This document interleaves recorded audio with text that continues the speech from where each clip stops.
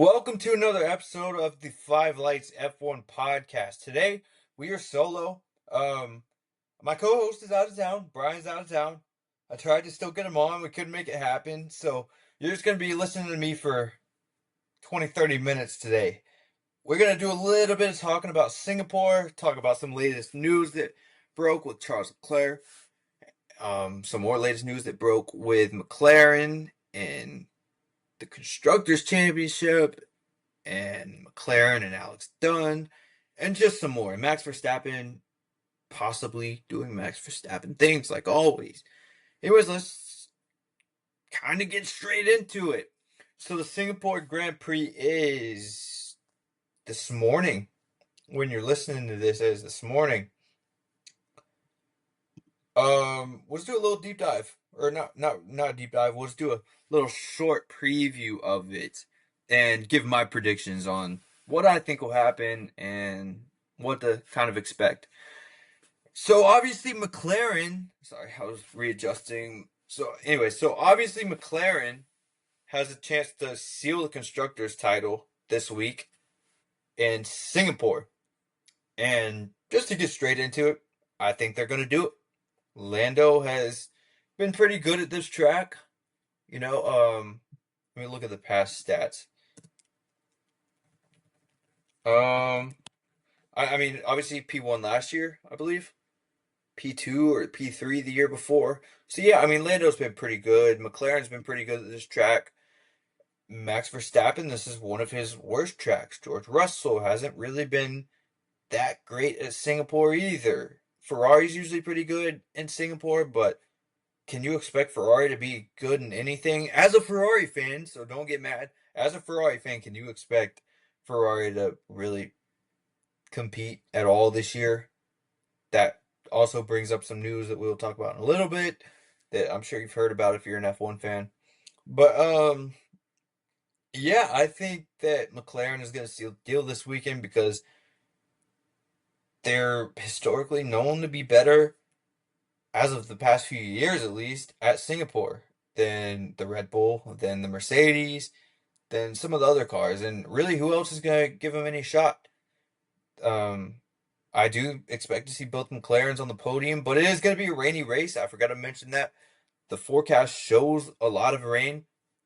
How will Lando do under pressure, I think Lando will probably have the fastest car. You've seen Oscar kind of regress a little bit as of the past few weeks. As of the whole, or really the whole McLaren team has sort of regressed slightly over the past few weeks. And the Red Bull team, I guess, even Yuki. So the Red Bull team is they're really picking up a pace, and Max Verstappen is really making a run at this title, and it's looking more and more likely like he could really go out and do the impossible.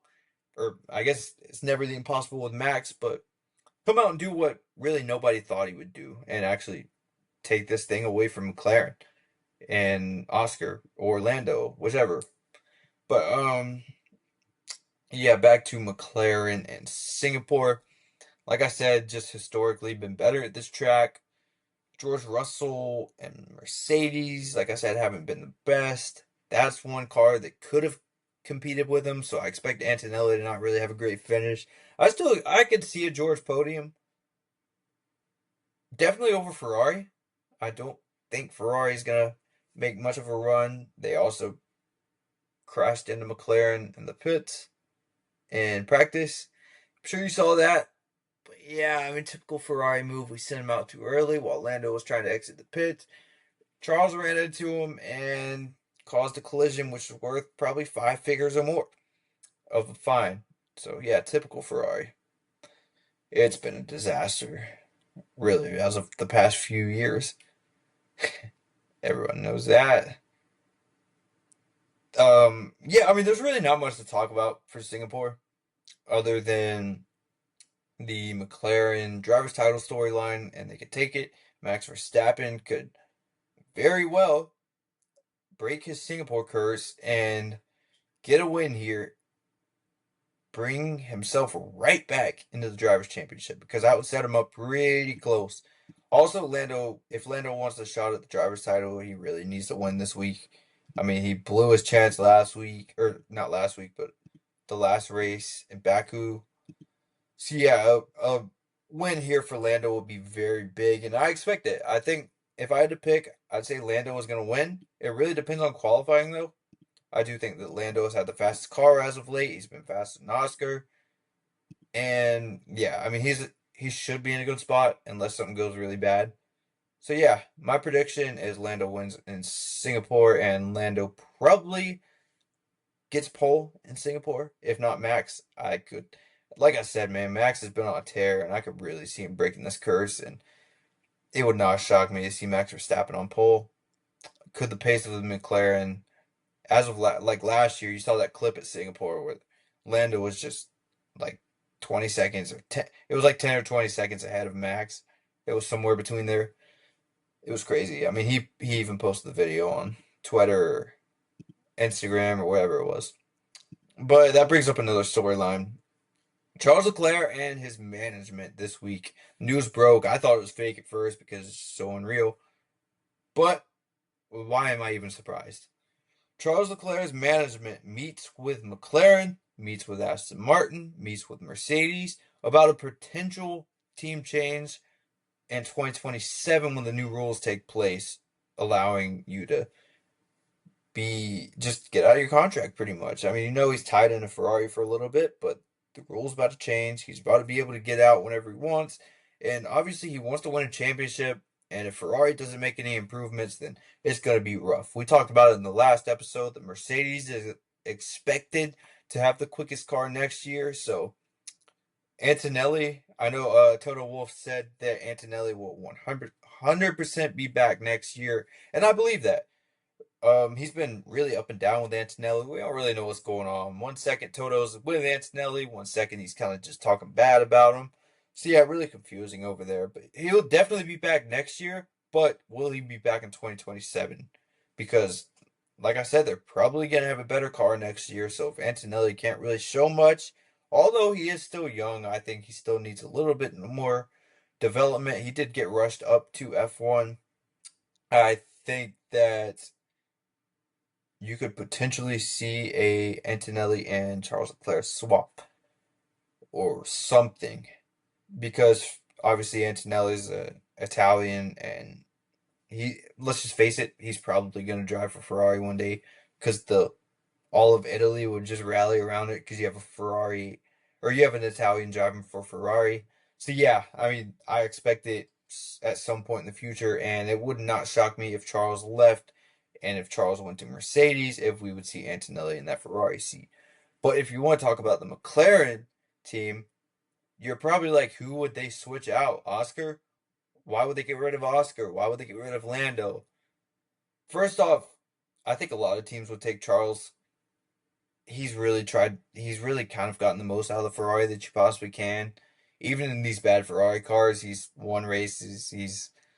I mean, he's really gotten the most out of it because I don't think people really realize how bad of a situation he is in at Ferrari. And that pains me to say, but it's just true.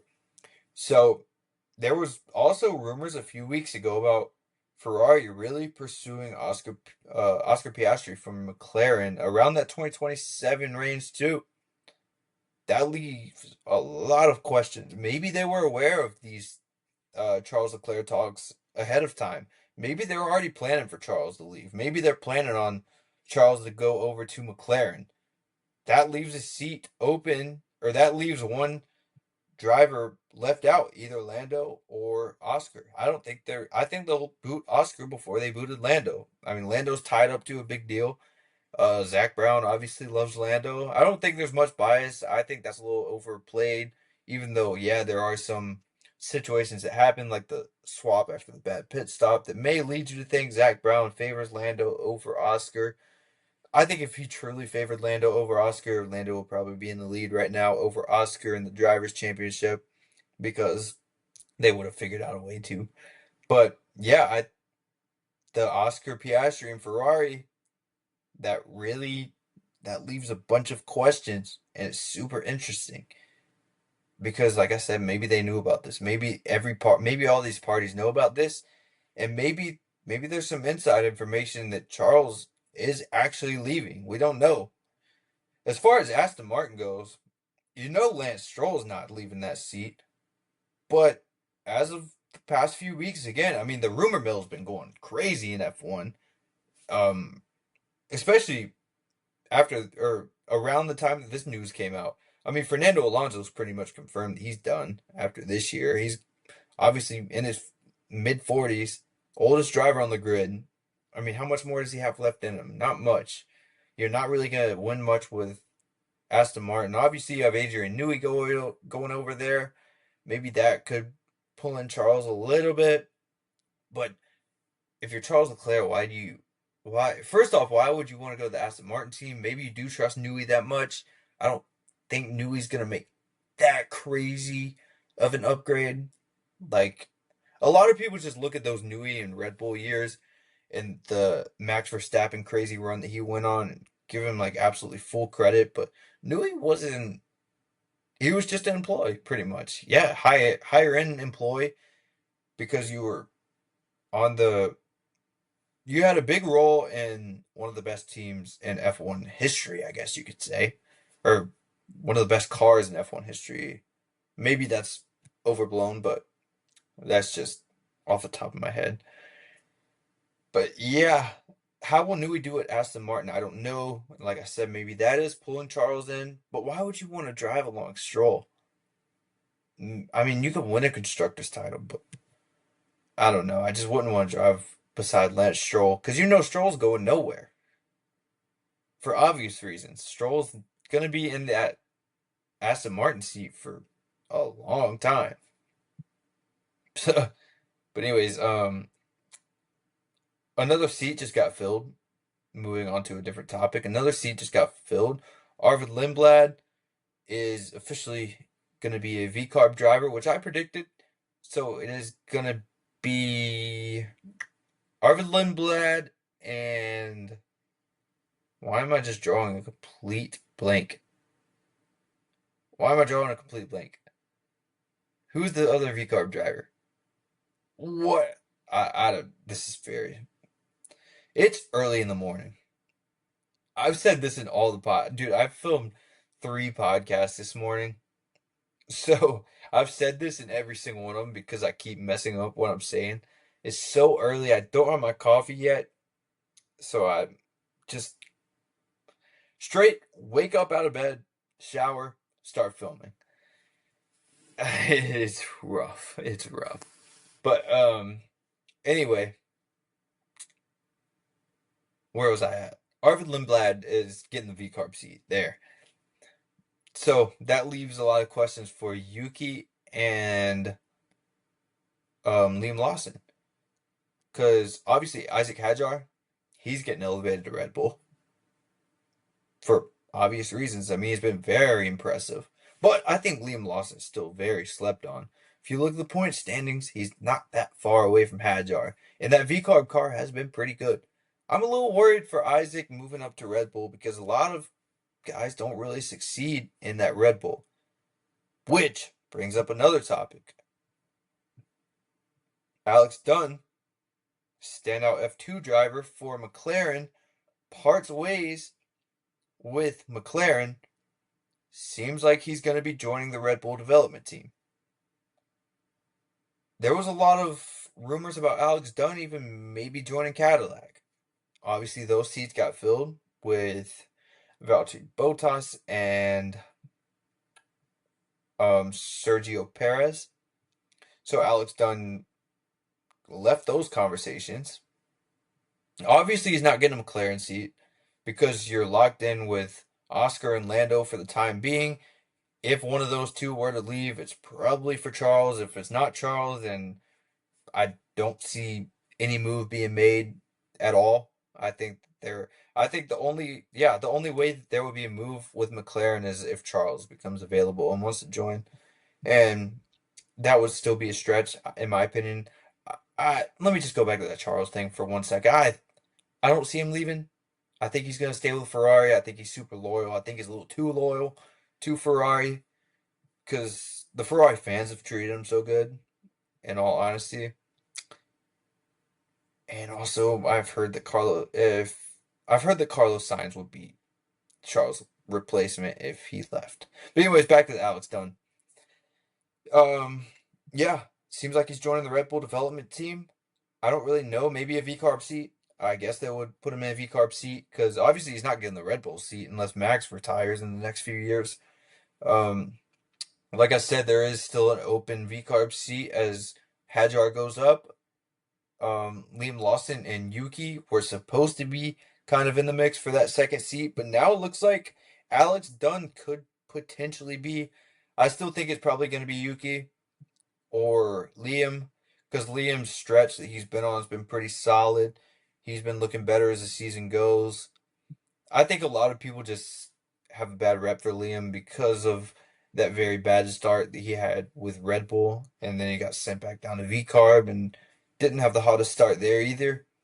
But I think Liam's a good driver. He's still super young and still some time to develop. I think you've seen the development a little bit. Yeah, there's still some streaks that are kind of iffy, but I do think Liam, for the most part, he's going to be a pretty good driver if you just keep him in the seat because the V carb car keeps getting better too. But Alex Dunn he's been pretty dominant in F2. He's been a very good driver. So yeah, I don't really know what's going on here. I don't even think the Red Bull signing is official yet, but he did leave McLaren. He left McLaren's driver development programs. So yeah, more news on that as we get more info. But I do think he's gonna sign with Red Bull and probably get that second V carb seat. But yeah, not much more news. I know I just rambled and rambled and rambled, but it's kind of hard when you don't have a co-host, to be honest. It's kind of hard to sit here and talk to myself for 20, 30 minutes, however long this is. But I mean, I enjoy it. I love F1, so it it, it never disappoints me to sit here and talk about it. So yeah, next episode Brian should be back, hopefully, and we will do a Singapore recap and get his opinions on the Charles Leclerc news, the Alex Dunn news, the Arvid Lindblad news, just some other stuff to kind of get two sides of it and see if we agree on everything.